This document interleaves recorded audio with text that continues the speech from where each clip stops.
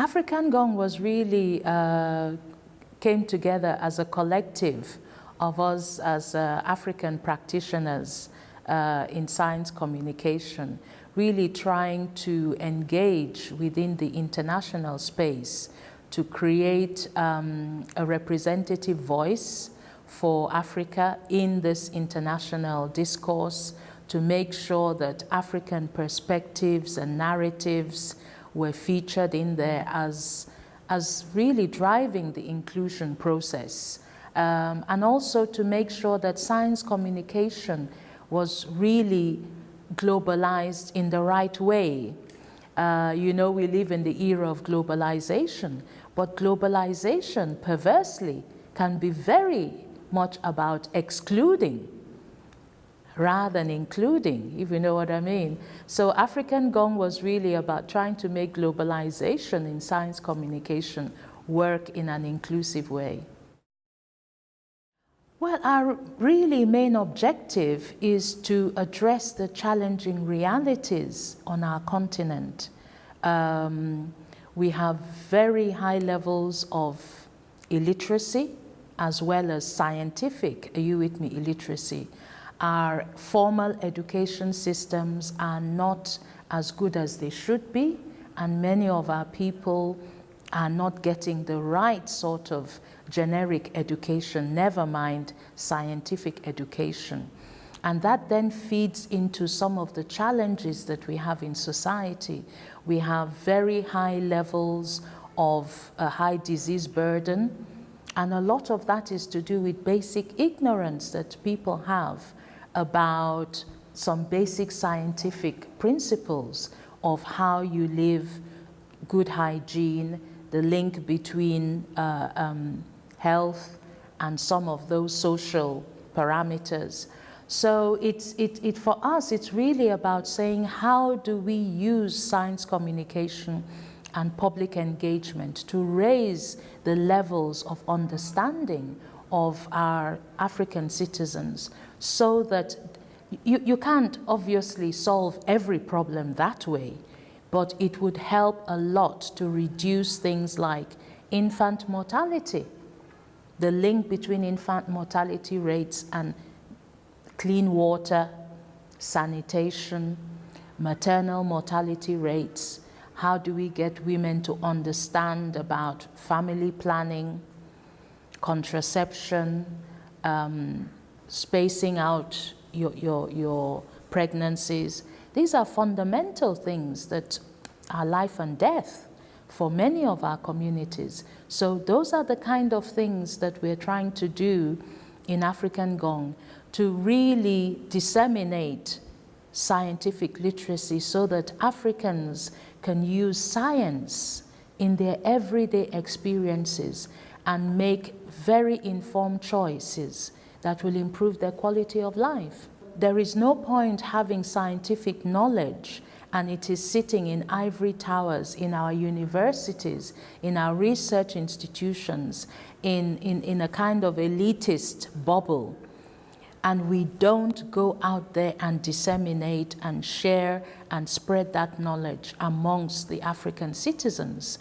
It is very important that we break away from the elitist ivory tower syndrome, which unfortunately is very prevalent on our continent. I know it's similar challenges elsewhere, but at least elsewhere you are not coming from the sort of a very low base that we are in terms of the poor levels of knowledge of our citizens. So for us as African scientists, it is even more of an imperative that we go out and we communicate science, that we lift up the societal literacy of African citizens so that they can use science in their everyday lives. There's no point our science sitting in the lab, sitting in fancy publications that nobody reads.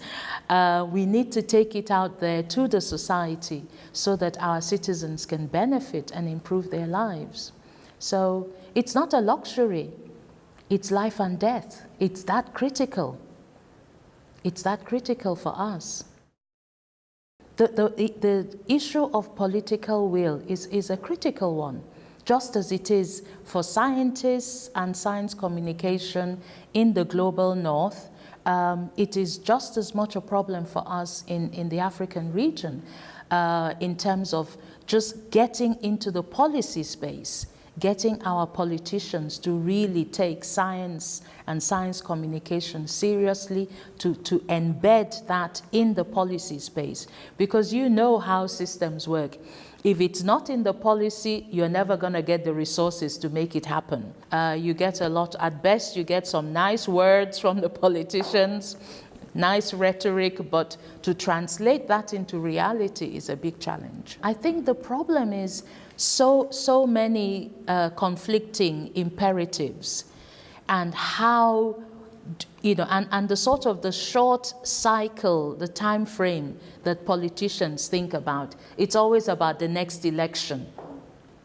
Meanwhile, you're talking about something that is medium to long term, because you are not going to change societal attitudes in one election cycle. You're not going to change scientific literacy in one election cycle. So we are trying to think medium to long term in terms of policy and practice. The politicians are thinking, I've just been elected now, the next election is in 4 years' time. So it's that short-term thinking that makes it very difficult to get that political will to stay the course. You might get a little bit of excitement now, but sustaining it over that electoral cycle is also the big problem. Yes, and that is a real challenge for all of us, and that is part of what I call the downside of globalization, because we have actually globalized science, but what science have we globalized? We've globalized science as if it's a made in Europe and the rest of the world just has to take it up. So it's very full of Eurocentric norms and values. And as I always say, one of the myths, or some people would say lies, that is told about science is that science is culture neutral and value free. That's not true. Science is very heavily laden with Eurocentric values, norms, and standards. And the rest of the world doesn't get a look in. If you look at the way we talk about science, the science that we talk about, it's like the rest of the world doesn't exist. The rest of the world doesn't have something to contribute or has contributed. It's like the rest of the world is not doing science. So it's that really narrow Eurocentric frame that also makes it actually difficult for us in the global south to say, how do we break out of that and communicate science in a way that would engage African audiences? Because this globalized Eurocentric science is very alienating. If you imagine a young African child sitting, in an African country, and you coming with this very Eurocentric thing, this child is thinking, where's the relevance for me? Where is the context for me? So this is the problem. You cannot communicate science as a one-size-fits-all. You know that phrase? Yes. It isn't. You go to Latin America, there are different contexts. There are different realities. Never mind even the language issue. We've been talking about the hegemony of English. And if you look at the way also the language of science is very, very much Anglo-Saxon. Now, there's a whole world out there for whom English is not even their first or second language. And that feeds into their consciousness. How do we break that down? And the patriarchy, we're still sitting with a very male-dominated framework of what science is about. Women's contributions struggle to get, recognized. The norms and the standards, even the nature of how we do science, makes it very difficult for women to be full-time scientists and still have a life and have a family and all those work-life issues that we talk about. We do not practice what we preach. Science talks about being abstract and being sort of balanced. It doesn't want to talk about, you know, the negatives within. It's very, very patriarchal. It's very much about a male-dominated way of seeing the world and doing things. And where do women get a look in? So it's a problem. We are really not the honest brokers that we pretend to be. I think science pretends to the world that it can offer solutions to so many problems. But are we really that capable?